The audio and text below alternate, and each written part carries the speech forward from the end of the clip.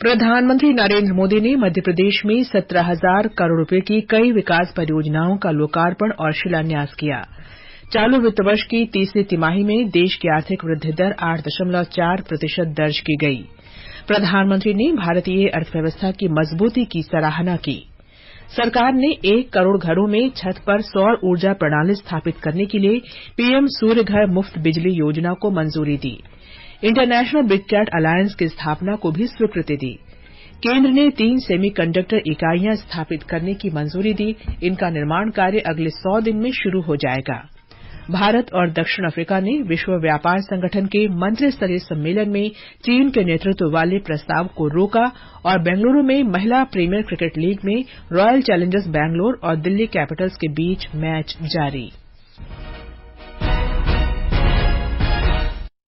समाचार संध्या के साथ मैं कनकलता। प्रधानमंत्री नरेंद्र मोदी ने आज मध्य प्रदेश में 17,000 करोड़ रुपए से अधिक की कई विकास परियोजनाओं की आधारशिला रखी और राष्ट्र को समर्पित किया। उन्होंने कहा कि इन परियोजनाओं से लोगों का जीवन आसान होगा और युवाओं के लिए निवेश और रोजगार के नए अवसर उपलब्ध होंगे। आज एमपी की लगभग 17,000 करोड़ रुपए की विकास परियोजना मिली है। इनमें पेयजल और सिंचाई की परियोजनाएं हैं। इनमें बिजली, सड़क, रेल, खेल परिसर, सामुदायिक सभागार और अन्य उद्योगों में जुड़े प्रोजेक्ट्स हैं।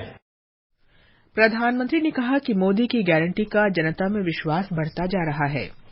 उन्होंने कहा कि भारत तभी विकसित होगा जब राज्य विकसित होंगे। सरकार गांवों को आत्मनिर्भर बनाकर विकास पर काफी जोर दे रही है। चालू वित्त वर्ष की तीसरी तिमाही में भारत की आर्थिक वृद्धि दर 8.4% दर्ज की गई। राष्ट्रीय सांख्यिकी कार्यालय एनएसओ ने वर्ष 2023-24 के लिए विकास दर 7.6% रहने का अनुमान व्यक्त किया है। एनएसओ ने वर्ष 2022-23 के लिए आर्थिक वृद्धि दर को भी संशोधित कर 7% कर दिया। इससे पहले इसके 7.2% रहने का अनुमान व्यक्त किया गया था। प्रधानमंत्री ने कहा है कि सकल घरेलू उत्पाद में वृद्धि भारतीय अर्थव्यवस्था की मजबूती और क्षमता का परिचायक है। श्री मोदी ने कहा कि तेज आर्थिक विकास के लिए सरकार के प्रयास जारी रहेंगे। इससे 140 करोड़ भारतीयों की बेहतर जीवन शैली और विकसित भारत के निर्माण में मदद मिलेगी। ये समाचार आकाशवाणी से प्रसारित किए जा रहे हैं। ताजा समाचार जानने के लिए आप हमारे ट्विटर हैंडल @AIR News को फॉलो कर सकते हैं। ये आकाशवाणी है। केंद्रीय मंत्रिमंडल ने 1 करोड़ घरों की छत पर सौर ऊर्जा पैनल स्थापित करने के लिए पीएम सूर्य घर मुफ्त बिजली योजना को स्वीकृति दे दी है। सूचना और प्रसारण मंत्री अनुराग सिंह ठाकुर ने नई दिल्ली में बताया कि इस योजना पर 75,021 करोड़ रुपए व्यय होंगे और कई क्षेत्रों में 17 लाख नौकरियां सृजित होंगी। पीएम सूर्य घर मुफ्त बिजली योजना आज इसको मंजूरी मिली है। 1 करोड़ घरों को 300 यूनिट मुफ्त बिजली मिलेगी और ये 1 करोड़ परिवारों को ही मुफ्त बिजली के 300 यूनिट मिलने के बाद 15,000 रुपया सालाना आमदन भी होगी। सरकार ने फॉस्फेटिक और पोटाश उर्वरकों पर खरीफ मौसम के लिए पोषक तत्व आधारित सब्सिडी दरों को भी मंजूरी दे दी है। इसके अंतर्गत किसानों को सब्सिडी युक्त किफायती और उचित मूल्य पर उर्वरकों की उपलब्धता सुनिश्चित होगी। प्रधानमंत्री ने भारत में सेमीकंडक्टर्स और डिस्प्ले मैन्युफैक्चरिंग इकोसिस्टम के विकास के लिए 3 सेमीकंडक्टर इकाइयों की स्थापना को मंजूरी दी। केंद्रीय मंत्री अश्विनी वैष्णव ने कहा कि तीनों इकाइयों का निर्माण कार्य अगले 100 दिन में शुरू हो जाएगा। इस पर कुल 76,000 करोड़ रुपए का परिव्यय होगा। इनमें से 2 इकाइयां गुजरात में और पूर्वोत्तर क्षेत्र में पहली सेमीकंडक्टर इकाई असम में स्थापित होगी। केंद्र सरकार ने भारत में मुख्यालय के साथ इंटरनेशनल बिग कैट अलायंस की स्थापना को भी स्वीकृति दी है। इसके अंतर्गत अगले 5 वर्ष की अवधि के लिए 150 करोड़ रुपए की सहायता को मंजूरी दी गई है। 7 बड़ी बिल्लियों में बाघ, शेर, तेंदुआ, हिम तेंदुआ, प्यूमा, जैगुआर और चीता शामिल हैं और इनमें से 5 भारत में पाई जाती हैं। प्रधानमंत्री ने कहा है कि पीएम सूर्य घर मुफ्त बिजली योजना प्रत्येक परिवार में सतत ऊर्जा समाधान लाने के लिए परिवर्तनकारी साबित होगी। श्री मोदी ने कहा कि इस ऊर्जा के उपयोग से किसी की जेब पर असर नहीं पड़ेगा और सभी का उज्जवल भविष्य सुनिश्चित होगा। राष्ट्रपति द्रौपदी मुर्मू ने कहा है कि भारत को वैश्विक शक्तियों के साथ मुकाबला करने के लिए समय के साथ आगे बढ़ते रहना चाहिए। भुवनेश्वर में उत्कल विश्वविद्यालय के दीक्षांत समारोह में राष्ट्रपति ने कहा कि ये समय artificial intelligence, machine learning, quantum computing और 3D प्रिंटिंग का है। भारत को आधुनिक प्रौद्योगिकी का लाभ उठाना चाहिए। ये समाचार हमारी वेबसाइट newsonair.gov.in और हमारे mobile app news on AIR पर भी उपलब्ध हैं। समाचार संध्या में आपका फिर स्वागत है। भारत और दक्षिण अफ्रीका ने विश्व व्यापार संगठन की बैठक में चीन के प्रमुख प्रस्ताव को रोकने में सफलता प्राप्त की है। इसके बाद निवेश सुविधा विकास समझौते को मंत्रिस्तरीय सम्मेलन के अंतिम दिन दस्तावेज में शामिल करने की संभावना समाप्त हो गई है। अंतर्राष्ट्रीय व्यापार विशेषज्ञ अभिजीत दास ने कहा कि भारत ने समझौते के बारे में कई चिंताएं व्यक्त की थी। विदेश मंत्रालय ने कहा है कि सरकार रूस में फंसे भारतीयों को सुरक्षित निकालने के लिए प्रयास कर रही है। मंत्रालय के प्रवक्ता रणधीर जायसवाल ने कहा कि भारत करीब 20 भारतीय नागरिकों को वापस लाने का प्रयास कर रहा है। ये रूस की सेना के साथ काम कर रहे थे। श्री जायसवाल ने कहा कि कतर में हिरासत में लिए गए सभी 8 भारतीय नागरिकों में से 7 भारत लौट आए हैं और 8वां भारतीय कुछ औपचारिकताएं पूरी करने के बाद वापस लौट आएगा। सड़क परिवहन और राजमार्ग मंत्री नितिन गडकरी ने अरुणाचल प्रदेश में 300 किलोमीटर से अधिक लंबे राष्ट्रीय राजमार्ग के निर्माण के लिए 6,728 करोड़ 33 लाख रुपए की मंजूरी दी है। श्री गडकरी ने कहा कि इसका उद्देश्य सीमावर्ती क्षेत्रों में पहुंच बढ़ाना और सामाजिक आर्थिक प्रगति को बढ़ावा देना है।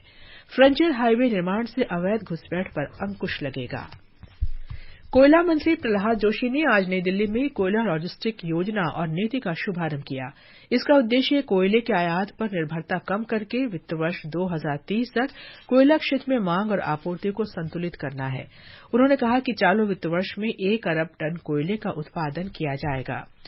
महिला और बाल विकास मंत्री स्मृति ईरानी ने कहा है कि प्रधानमंत्री नरेंद्र मोदी के नेतृत्व में आंगनवाड़ी प्रणाली के डिजिटलीकरण से काफी प्रगति हुई है। नई दिल्ली में पोषण उत्सव में उन्होंने कहा कि 12 लाख हैंडहेल्ड उपकरणों के साथ पोषण की ट्रैकिंग संभव हो गई है। इस अवसर पर bill and Melinda Gates foundation के सह-अध्यक्ष बिल गेट्स ने पोषण मानकों को बढ़ाने के लिए भारत के प्रयासों की सराहना की। पश्चिम बंगाल में अपराध जांच विभाग सीआईडी ने तृणमूल कांग्रेस नेता शेख शाहजहां के खिलाफ दर्ज मामलों की जांच शुरू कर दी है। आज तड़के उत्तरी 24 परगना जिले से गिरफ्तार शेख को अदालत ने 10 दिन की पुलिस हिरासत में भेज दिया। उसे कथित राशन घोटाले में उसके घर पर 5 जनवरी को डाले गए छापे के दौरान प्रवर्तन निदेशालय के अधिकारियों पर हमले के सिलसिले में 2 मामलों में गिरफ्तार किया गया था। जम्मू कश्मीर के उपराज्यपाल मनोज सिन्हा ने आज जेके यूथ कॉन्क्लेव इंस्पायर जेन जेड और बिट्स ऑफ J&K की शुरूआत की। उपराज्यपाल ने कहा कि यूथ कॉन्क्लेव जैसे मंच युवाओं को जम्मू कश्मीर के सामाजिक, सांस्कृतिक और आर्थिक परिदृश्य को आकार देने के लिए प्रेरित कर रहे हैं।